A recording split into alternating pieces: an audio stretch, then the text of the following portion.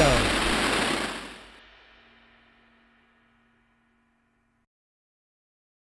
Hey, everybody. Welcome to the Masters Fantasy Show presented by MastersFantasyFootballLeagues.com. As always, I'm joined by the Masters crew, Dynasty Al, the Doc. What's up, guys? How you doing today? Doing great. What's up? Good stuff, man. Glad to hear it. We're coming back at you guys with another edition of our 3 quarterbacks that we're recommending to sell post the NFL draft. Right before we jump into it, if you could, hit the like and subscribe button. Come be a part of the Masters family. Over 600 Dynasty leagues. We've never folded a single one. With that said, let's jump right into this. Floor is all yours. Whichever you guys want to go first with your first quarterback sell. I will. I'll take the floor. Oh, is it buy or sell?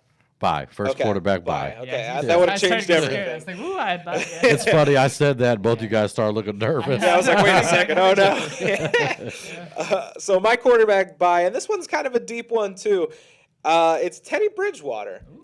So basically, I have no faith in Drew Lock. I think his one shot was last year. He blew it. The fact that they went out and got Teddy Bridgewater is I mean, it says a lot to me. And even though Teddy Bridgewater is not the most exciting quarterback in the world, I mean, he was really good last year with good weapons before he got injured. Like I said, he was top 12 for a majority of the season. And as much as he's not that super exciting quarterback who's going to put up gaudy numbers every week, he's a guy that you can get for next to nothing. And he's most likely going to be the starting quarterback on a team where he's throwing the ball to Cortland Sutton, to Jerry Jeudy, to KJ Hamler, to Noah Fant, and he's going to be handing the ball off to a combination of Melvin Gordon and Javonte Williams. I mean, I love the opportunity to buy Teddy Bridgewater low again. And, you know, I mean, if you're hurting for a quarterback, this is a guy that can produce for you week in and week out. And, again, it won't be the most exciting. He's not going to run for like 100 yards and on top of 300 passing yards like some of these guys. But, I mean, he's just going to produce. And that's really all you can ask for a guy that's that cheap. I mean, and, you know, he's got a sneaky upside, too, with those weapons. Who knows? They might stick with him long term if he bounces back big time. So I like the thought of getting Teddy Bridgewater for nothing and having him start for me week in and week out. And I think he's a guy you can go get, and you should get, because he's going to be worth nothing. Yeah, and I'm just sitting here, man, having like deja vu. Like, I feel like 1 year ago today, you were telling me the exact same thing on Teddy. But you were right. I just want to point something out. Carried 3 top 30 wide receivers last year on that Carolina offense. Yeah, and I know Denver doesn't necessarily have Joe Brady on their offensive staff anywhere, but the weapons are still going to be really good for Teddy Bridgewater. And like I said, he'll put up like 20-point games pretty consistently. Right. And also, I'm going to nominate you for head of the Teddy Bridgewater fan club. Yeah. Thank you. Teddy, it's reach 2 out. years in a row now. Yeah. This has got it. It's meant to be. Yeah. All right. And I'll take off I'll go ahead and give you guys mine. It's going to be Lamar Jackson. I know we spoke about it on the wide receiver show a couple episodes ago. Man, big upgrade on the offense at the wide receiver position, something I've been dying for. And I actually can't wait to see this Baltimore offense this year when they actually have some weapons to throw to. And just something I keep thinking in the back of my head with Lamar that makes me really like him. Like, I do feel like every time he played the Baltimore Ravens, like, probably the main thing you had to do was keep your eyes in the backfield and keep an eye on Lamar Jackson. Yet he was still able to burn defenses with his feet. That's going to be a lot tougher to do. I think we could possibly see a repeat of his MVP-type season we had 2 years ago. Looking at recent Dynasty drafts, I mean, this guy's slipping all the way down to the 5th round. A year ago today, you could find him and Mahomes in just about every first round of every Dynasty draft we did. And I can understand it, man, why he's been slipping. But having said that, man, now that they've upgraded the offense, Lamar Jackson is a guy that if he can go back to what he did 2 years ago, he can win you 8-9 games, carry you all the way to the championship, have me sending you a check at the end of the season. That's the type of difference maker he is. Now that he has these weapons, if you could get him somewhere in that 5th round value still, man, pull the trigger ASAP. Yeah, I got to be honest. I love the take. You know, with the Doc, I've always been a little weary on Lamar Jackson because I didn't believe, you know, his talent as a passer was there.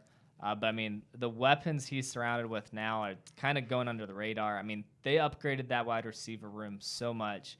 I mean, the addition of Sammy Watkins, even if Sammy Watkins doesn't play a game, that's something. Then Rashad Bateman in the 1st round is a legit wide receiver 1 for the future. They draft Tylan Wallace in like the 4th round. He's a legit playmaker out of Oklahoma State. And then to also have Hollywood Brown, who they took in the 1st round. I mean, And Mark Andrews. Yeah, and then Mark Andrews at the tight end position. You mentioned J.K. Dobbins. I mean, Right. there is a lot of talent to throw the ball to in that offense. Yeah. And obviously the rushing upside's always there. Thursday night, I don't know if you guys caught it, but there was a thing went viral with him in Hollywood. Lamar Jackson didn't know who Rashad Bateman was when he took him, but he's going to learn because Rashad Bateman's the real deal. And, yeah, I think – so I'm kind of, sometimes we learn from our mistakes. Last year, before the season started, I was real down on, Josh Allen's accuracy and stuff. Then when Stephon Diggs came there, I was down on Diggs because I was like, oh, Josh Allen's not going to be able to throw the ball within 10 feet of him. Similar thing when Rashad Bateman first got there, I was thinking, Lamar Jackson's not going to be able to hit him. But I'm thinking maybe this is like Allen and Diggs, and Bateman and Lamar are just going to have that connection, and it'd be a great duo. I don't know. Yeah, and I read today that Greg Roman plans on opening up the passing portion of the playbook a little bit more, throwing the ball a little bit more. And as we know, with Lamar's feet, I mean, that really opens up the passing game for them. So, I mean, from a fantasy perspective, as skeptical as I've been about Lamar as an actual quarterback, when it comes to fantasy, I mean, it seems like, he's poised to have another excellent season, and he might even rival what he did 2 years ago. Right. I'm with you, JK. When you swap out Willie Snead for Rashad Bateman, things Yeah, get dangerous. Yeah, that looks a little better, yeah. Yeah. All right, Yeah, that's everyone, right? I don't know. Did you go? Oh, no, I haven't gone yet. Yeah, thanks. Yeah, all right. my quarterback to buy, Matt Ryan. So, So, yeah, obviously the Kyle Pitts draft pick at number 4 is the biggest reason for that. But also on top of that, they did not deal Julio Jones, and they did not invest highly in any quarterback. I believe they signed an undrafted free agent quarterback. Who was it? A decent name. I don't remember. I forget already. But that just shows you. I mean, they really didn't find Matt Ryan's successor in this draft, which obviously there was a chance they could have, because they could have had Justin Fields at 4 or Mac Jones. Right. But yeah, so I feel good about the fact they did not address the quarterback position. On top of that, they got a tremendous weapon, a unicorn-type weapon, in Kyle Pitts. Their defense is still weak, especially because they did not address defense with the number 4 pick. So they're going to be throwing a lot, playing from behind. I think it's going to be a lot like Dak was at the beginning of last year, where they're just finding themselves down early and often, and he's thrown all kinds of weapons. Yeah. And, yeah, I think Matt Ryan's going to have a nice resurgence. I think him and Matthew Stafford are like the best veteran value quarterbacks to go trade for right now. I like it. And sitting here thinking, like, is there a better quarterback in the league?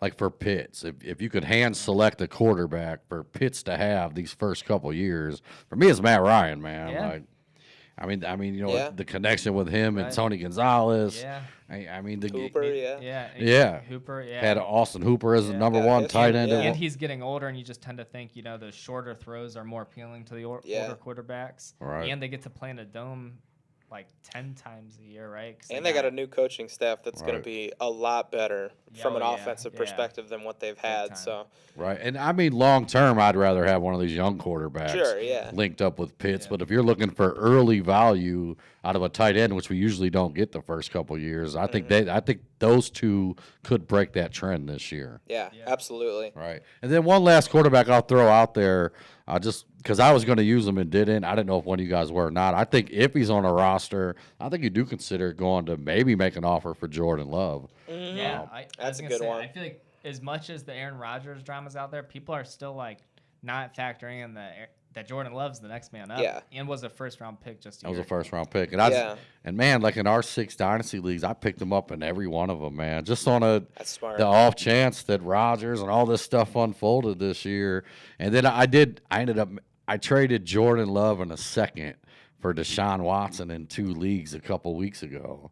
And I felt good with it. But now I'm also looking like, dang, I wish I would have just held on to Jordan Love just in case. That's kind of crazy to think about. Because, when you did that trade, I was thinking you got the steal.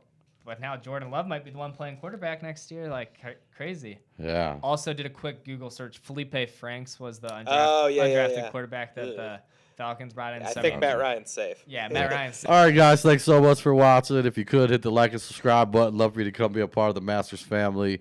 As always, if you're looking for a place to play Dynasty football, we got over 600 Dynasty leagues. Never folded a single one. Also, it's just about that time of the year. Redraft leagues, email leagues are starting to fill up. Starting June 1st all the way to kickoff, man. We run a live draft every night. That's all I got. Any last words, guys? Thanks for listening.